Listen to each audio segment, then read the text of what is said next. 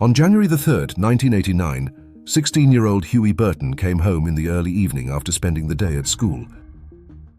It should have been an ordinary evening. Instead, he found his mother, Keziah Burton, stabbed to death. Her car was missing. Huwe had no criminal record, and people who knew the family described him as close to his parents. But very quickly, the grieving son became a suspect. Detectives separated him from his father. They questioned him while he was traumatized and exhausted. According to the later reinvestigation of the case, they threatened him with additional criminal charges and offered the possibility of leniency if he confessed. Eventually, Huwe gave them what they wanted. He said he had accidentally killed his mother during an argument about money for a drug debt. He said he had handed her missing car to a drug dealer.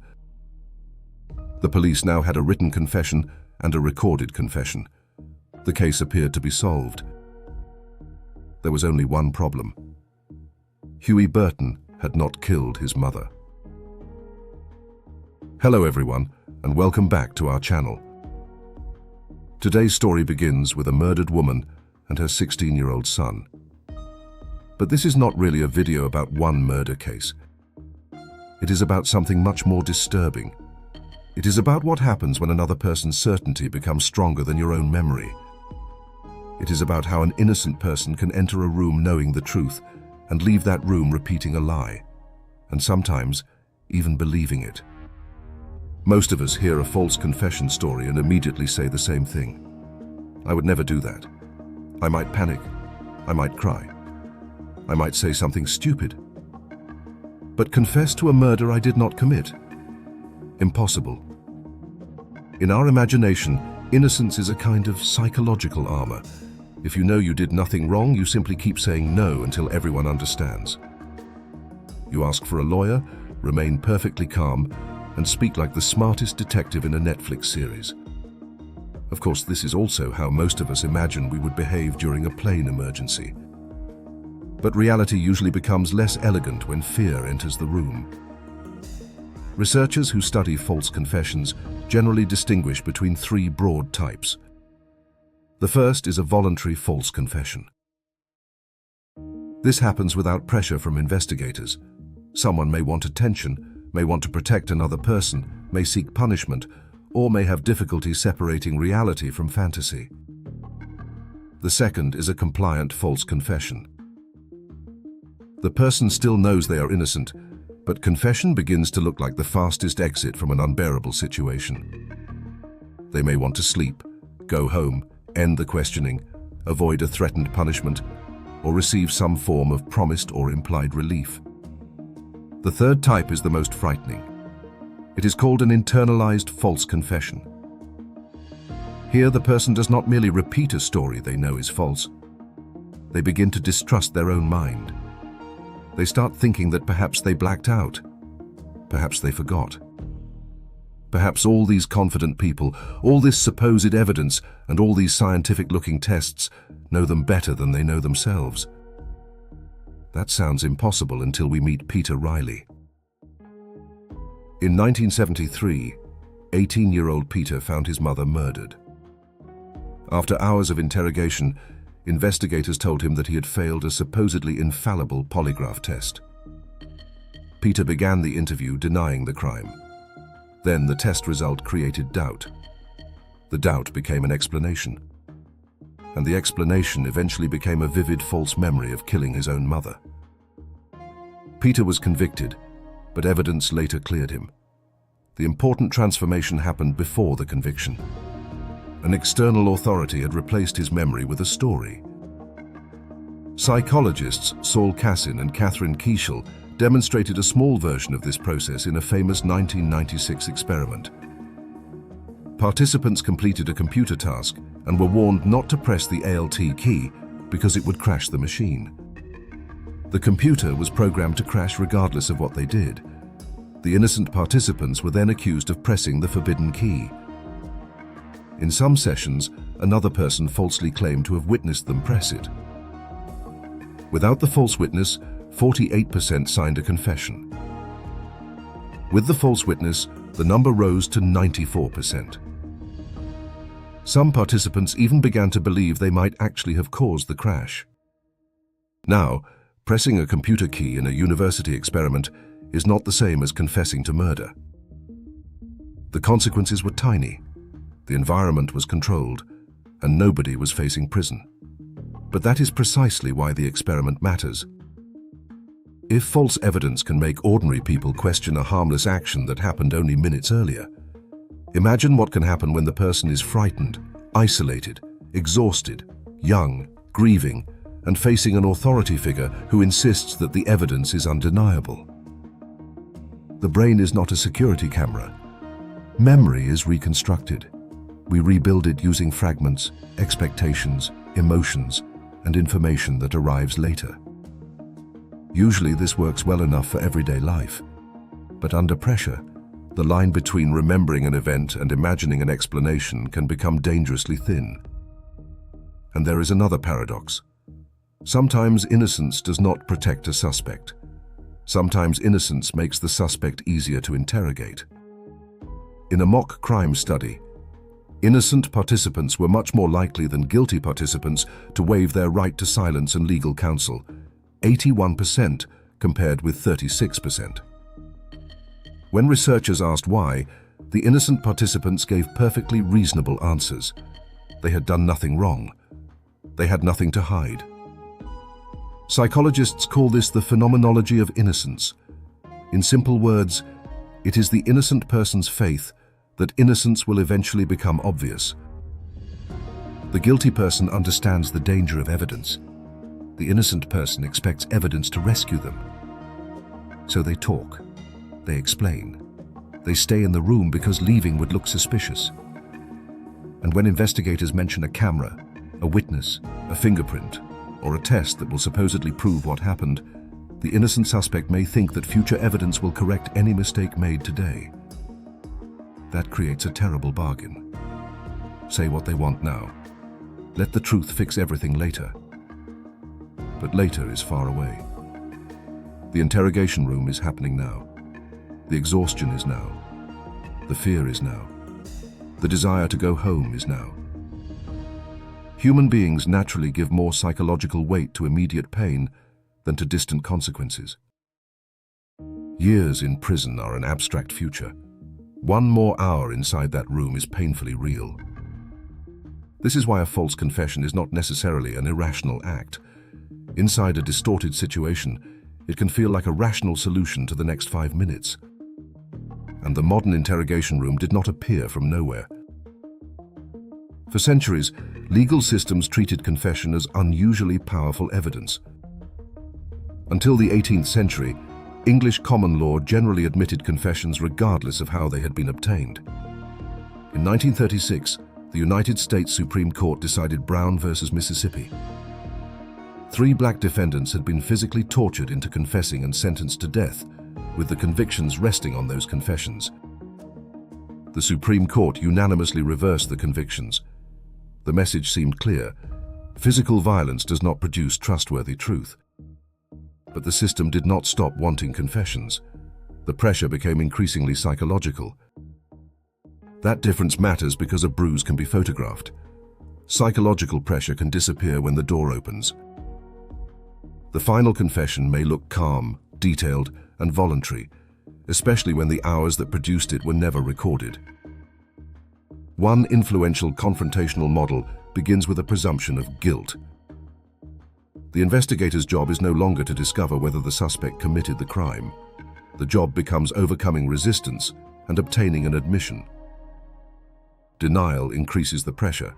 Confession reduces it. The room teaches the suspect which answer creates pain and which answer creates hope.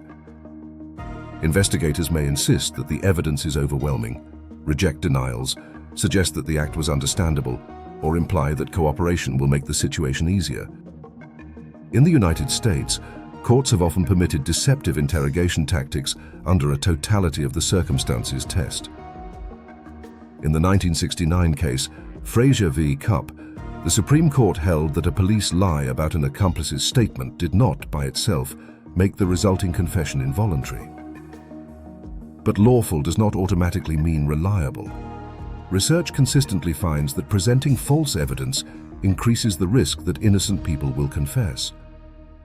And once a confession exists, it does something even more dangerous. It changes the meaning of everything around it. We like to imagine a criminal case as a table covered with separate pieces of evidence. A witness statement, a fingerprint, an alibi, a forensic report, a confession. Then the jury examines each piece independently. But human minds do not work that way.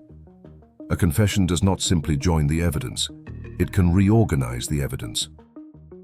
In one experiment, witnesses viewed a staged theft and later saw a lineup that did not include the real culprit. When witnesses who had selected someone were told that a different lineup member had confessed, 61% changed their identification to the supposed confessor. Their new answer did not feel uncertain. They changed it with confidence. Confessions can also influence alibi witnesses, forensic examiners, investigators, prosecutors, judges, and jurors. Once everyone knows that the suspect confessed, ambiguous information starts leaning toward guilt. A nervous movement becomes suspicious. An imperfect alibi becomes a lie. A forensic result that was uncertain begins to look supportive. Even evidence that should prove innocence can be explained away as an error. This is confirmation bias operating through an entire institution. The confession becomes the sun, and every other fact is forced to orbit around it. But what about detailed confessions? What if the suspect describes facts only the killer could know? Surely that proves guilt. Not always. An analysis of 66 proven false confession cases found that 62 of the statements contained accurate, non-public details about the crime. In some cases, suspects had learned details through news, witnesses, or street talk. In others, information entered the confession during interrogation. Sometimes that contamination was deliberate. Sometimes it happened accidentally through leading questions, crime scene photographs, repeated rehearsal, or investigators revealing details because they already believed the suspect must know them. By the time the camera starts recording the final statement, the suspect can repeat a polished story assembled from information supplied inside the room. The confession then appears to prove guilty knowledge, even though the knowledge came from the investigation itself. And this is where the subject becomes much larger than police interrogation. Human beings do not experience truth as a collection of raw facts. We experience truth as a story. A story has a beginning, a motive, a sequence, and an ending. An unsolved crime is emotionally painful because it has no ending. The family wants an answer. The public wants safety. Investigators want closure. The media wants a narrative. And a confession satisfies all of them at once. It does not merely identify a suspect. It gives the crime an author. The accused person appears to explain the mystery in their own words. That is why confessions are so difficult to doubt. To reject one, we must accept a deeply uncomfortable idea. We must believe that the story is false, even though the person at its center helped tell it. Experiments with mock jurors show how hard that is.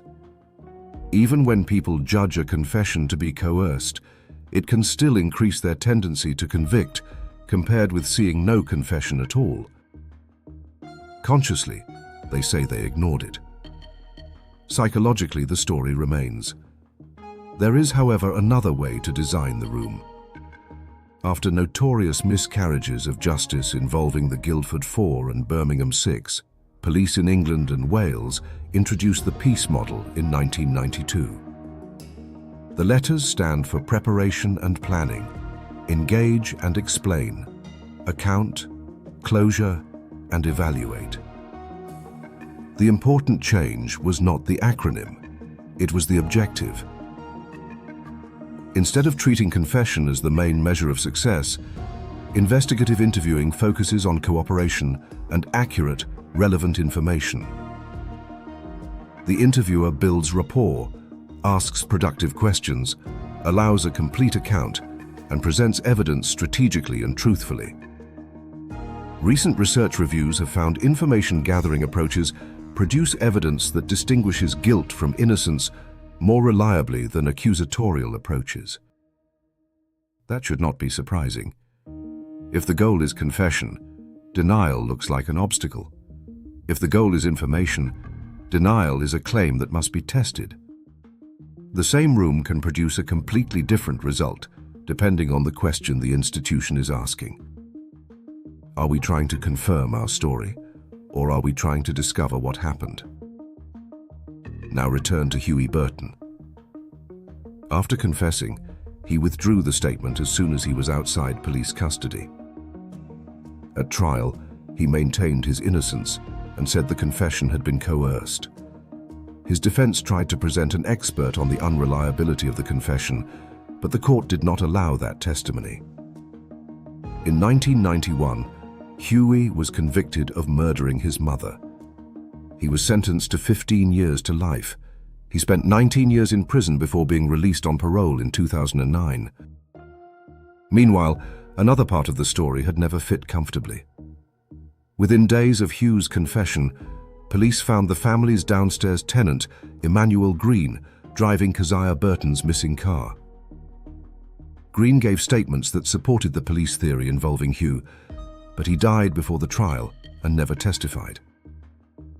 Decades later, a joint reinvestigation by the Innocence Project and the Bronx District Attorney's Conviction Integrity Unit found new evidence supporting the defense theory that Green was responsible. The reinvestigation also found that the detectives who questioned Huwe had used similar psychologically coercive tactics to obtain false confessions from two other men in another murder case only months earlier. On January 24, 2019, a Bronx judge vacated Huwe Burton's conviction and dismissed the indictment. He had spent 19 years in prison. He had carried the conviction for almost 28 years. And for most of that time, the confession stood between him and the truth. The case was not corrected because Huwe suddenly found better words to declare his innocence. It was corrected because the system finally learned to question the process that had produced his confession. That may be the deepest lesson in this story. A confession is not a magical window into the soul. It is human behavior produced under particular conditions. Sometimes it is truthful and supported by independent evidence. Sometimes it is a desperate attempt to escape the present. And sometimes it is the final stage of a process in which a person has been persuaded to surrender ownership of their own memory. The frightening question is not whether some unusually weak person could confess falsely. The frightening question is what combination of fear, exhaustion, authority, false evidence, grief, and hope would make an ordinary person do it. Because the mind does not always choose the statement that protects the future. Sometimes it chooses the statement that ends the pain now.